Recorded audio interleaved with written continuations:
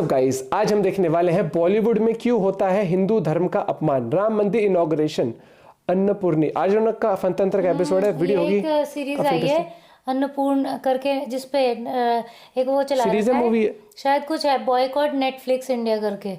इसमें ना कुछ पूरी वीडियो देखते पहले चैनल पे तो प्लीज सब्सक्राइब, वीडियो कर दे लाइक। 1 2 3 गो। दोस्तों, पिछले 1 दिसंबर को एक तमिल फिल्म रिलीज हुई थी अन्नपूर्णी, जिसका हिंदी में मतलब होता है अन्न की देवी। ये फिल्म 1 तारीख को आने वाली सैलरी की तरह कब आई और कब गई किसी को पता ही नहीं चला।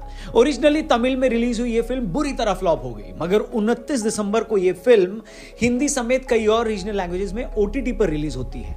फिल्म के OTT पर आते ही हंगामा मच जाता है। लोग इस फिल्म का कंटेंट देखकर हैरान हो जाते हैं। फिल्म में इतने सारे कंट्रोवर्शियल सीन्स थे कि लोगों का दिमाग चकरा गया। एक सीन में फिल्म का मुस्लिम हीरो वाल्मीकि रामायण का हवाला देकर भगवान श्री राम को मांसाहारी बता रहा है। एक सीन में हिंदू हीरोइन एक कंपटीशन में बिरयानी बनाने से पहले नमाज पढ़ती है। एक सीन में एक मुस्लिम महिला हिंदू हीरोइन को बताती है कि बिरयानी बनाने से पहले वो नमाज पढ़ती है तो बिरयानी अच्छी बनती है। कोई सेंस है इस बात की? एक सीन में हिंदू हीरोइन अपने मुस्लिम बॉयफ्रेंड के लिए माँ बाप से बगावत कर देती है। अरे देवा!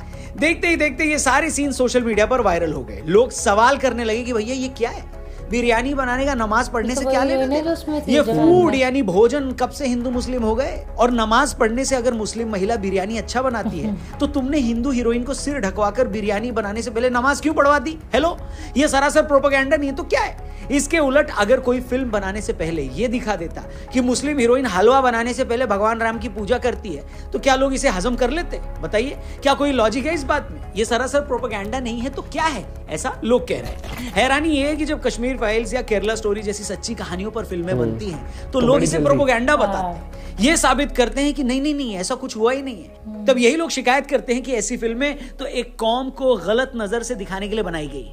तब ये लोग इस फैक्ट पर बात बिल्कुल नहीं करते कि क्या सचमुच कश्मीर से लाखों हिंदू भगाए गए थे या नहीं, क्या वहां हिंदुओं का कत्लेआम हुआ था या नहीं। ये लोग ऐसे एक भी फैक्ट पर बात नहीं करते। केरला फाइल्स में जिन 3-4 लड़कियों की जिंदगी पर फिल्म बनी है वो आज भी केरल में है। चाहे आप तो खुद उनसे जाकर बात कर सकते हैं और सच जान सकते हैं, मगर ये उनसे बात करेंगे ही नहीं। जिन लड़कों ने लव जिहाद करके उनका फायदा उठाया वो आज भी केरल में अपना काम धंधा कर रहे हैं, मगर इनमें से उन्हें किसी ने नहीं ढूंढा। तब भी इन लोगों ने सिर्फ इस बात पर हल्ला काट दिया कि ऐसा तो केरल में सिर्फ कुछ लड़कियों के साथ हुआ था। फिल्म के ट्रेलर में आंकड़ा बढ़ाकर क्यों दिखाया गया? अरे चच्चा, अरे ओ चच्चा, मैं कहता हूं तुम आंकड़े छोड़ो, अगर ऐसी 20 भी लड़कियों के साथ ऐसा हुआ था तो क्या वो मसला नहीं था क्या? हाँ बताइए। चाहे कश्मीर फाइल्स हो या केरला स्टोरी, दोनों ही फिल्मों के रिलीज के टाइम पर एक सेक्शन ऐसा था जो इन फिल्मों को प्रोपेगेंडा फिल्में बता रहा था, और फिल्म में बताए किसी भी कंटेंट पर वो लोग बात करने को तैयार नहीं हुए। लेकिन जब अन्नपूर्णी जैसी विशुद्ध 24 कैरेट खरी प्रोपेगेंडा फिल्म बनती है तो यही लोग फेविकॉल की लस्सी बनाकर अपना मुंह सी लेते हैं। वरना आप ही बताइए, ऐसी कहानी का क्या मतलब है जिसमें फिल्म की हीरोइन को आप पुजारी की बेटी दिखाते हो? वो पुजारी की बेटी जिसके घर में कभी नॉनवेज नहीं बना, और जाहिर तौर पर बनेगा भी क्यों। लेकिन कॉलेज पहुंचने पर अचानक ये लड़की को लगता है कि नहीं उसे तो शेफ बनना है, मगर वो नॉनवेज तो काट नहीं सकती। लड़की जब इस कंफ्यूजन में होती है तभी उसे इस कंफ्यूजन से निकालने के लिए उसका मुस्लिम बॉयफ्रेंड आ जाता है। मुस्लिम बॉयफ्रेंड उसे कन्विंस करता है कि अरे भगवान राम भी तो मांसाहारी थे, तो तुम इतना क्यों हिचकिचा रही हो? अब देखिए, मेरे इस पर बहुत सारे सवाल हैं। पहली बात तो ये कि किसने कह दिया कि अगर कोई इंसान शेफ बनना चाहता है या दुनिया में जितने भी प्रोफेशनल शेफ हैं तो उन्हें नॉनवेज बनाना ही पड़ता है। फिल्म की हीरोइन बिना नॉनवेज बनाए भी तो शेफ बन सकती थी। फिल्म कोई सऊदी अरब में तो बन नहीं रही है, या किसी ऐसे देश की कहानी तो है नहीं कि जहां पर लोग वेज नहीं खाते।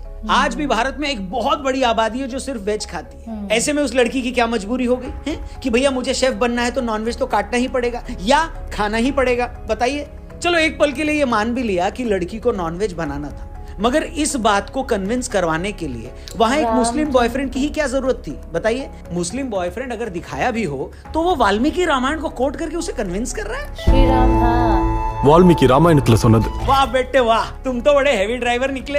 हद हो गई 1.5 शानेपंती की। इस तरह तो कल को कोई इसके उलट फिल्म बना दे जहां पर एक ऐसा टॉपिक है जिसमें हिंदू हीरो मुस्लिम हीरोइन को किसी ऐसे बात के लिए कन्विंस करता है जो उसके फेथ के अगेंस्ट हो, और लड़की जब ना माने तो वो उसे उसी के मजहब पर ज्ञान देने लगे। वाह बेटे वाह।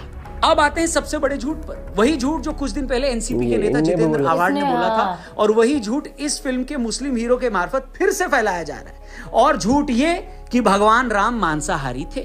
इसे झूठ साबित करने के लिए हमारे पास यूं तो कई सारे तर्क हैं और कई सारे पॉइंट्स हैं। हम एक एक करके आइए उस पर बात करते हैं। ध्यान से इस वीडियो को देखिएगा और जो लोग ऐसी बातें फैला रहे हैं ये वीडियो उन तक भी जरूर पहुंचाइएगा। इनफैक्ट इस वीडियो को दबा के शेयर करिएगा जिससे ये हर व्यक्ति तक पहुंचे, ठीक है। तो देखिए, पहली बात यह है कि वाल्मीकि रामायण में जिस मांस शब्द का प्रयोग हुआ है उसका इकलौता मतलब मांस ही नहीं होता। हेलो, प्राचीन संस्कृत हिंदी शब्दकोश के मुताबिक यहां मांस शब्द के 3 अर्थ होते हैं। पहला मांस यानी गोश्त, दूसरा मछली का गोश्त और तीसरे का अर्थ होता है फल का गूदा।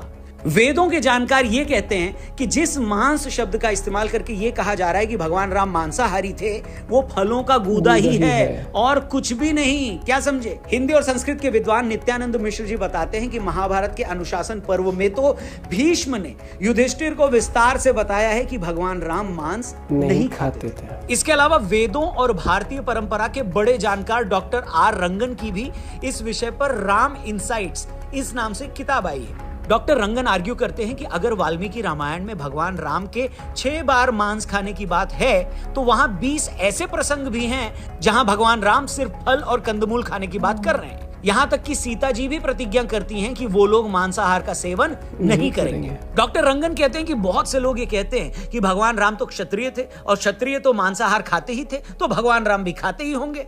डॉक्टर रंगन कहते हैं कि उस वक्त तो क्षत्रिय एक से ज्यादा शादियां भी करते थे, मगर भगवान राम ने तो नहीं, इसलिए सिर्फ उनके क्षत्रिय होने की बात करके उनके बारे में झूठ नहीं फैलाया जा सकता। भगवान श्री राम ने वनवास जाने से पहले भी प्रतिज्ञा ली थी कि इन 14 वर्षों में मैं निर्जन वन में रहूंगा और मुनियों की भांति बिना मांस खाए सिर्फ मधु, मूल और फल पर जीवित रहूंगा। तो दोस्तों, मुझे लगता है कि इतने तर्क किसी भी इंसान को यह विश्वास दिलाने के लिए काफी हैं कि हकीकत आखिर है क्या। मगर यह देखकर हैरानी भी होती है और दुख भी होता है कि प्रभु श्री राम के विशाल व्यक्तित्व से कोई सीख लेने के, उनके गुणों की चर्चा करके उसे जीवन में उतारने के कुछ लोग उनके इर्द गिर्द हवाई विवाद पैदा करने की कोशिश करते रहते हैं। बताइए, अभी तो हम फिल्म अन्नपूर्णी का जिक्र कर रहे हैं, मगर यह कहने में कोई हर्ज नहीं है कि हिंदी फिल्में तो सनातन के ऐसे अपमान से भरी पड़ी है। ऐसी कितनी ही फिल्में आपने देखी होंगी जिसमें विलेन को तिलकधारी दिखाया जाता है, अपराधी को मंदिर का पुजारी दिखाया जाता है। 1957 में एक फिल्म आई थी मदर इंडिया, उसमें दिखाया कि लाला का कैरेक्टर हीरोइन का रेप करता है। रेप वाले सीन से पहले दिखाया गया है कि कैसे वो आरती कर रहा है। उसी तरह 80s में आई राम तेरी गंगा मैली फिल्म में हीरोइन बनारस की घाट पर मदद मांगती है और उसके साथ वहां पर दुष्कर्म हो जाता है। वहां भी लोग एक मंत्र जाप कर रहे होते हैं। इसी तरह 1982 में अमिताभ बच्चन, राखी और विनोद मेहरा की एक फिल्म आई थी बेमिसाल। इस फिल्म के एक सीन में अमिताभ बच्चन कहते हैं, या यूं कहें कि डायलॉग राइटर्स उनसे कहलवाते हैं कि यूं तो सारे हिल स्टेशन अंग्रेजों ने बनाए थे, मगर कश्मीर इकलौता ऐसा हिल स्टेशन है जिसे मुगलों ने खोजा था। क्या बात है, कश्मीर को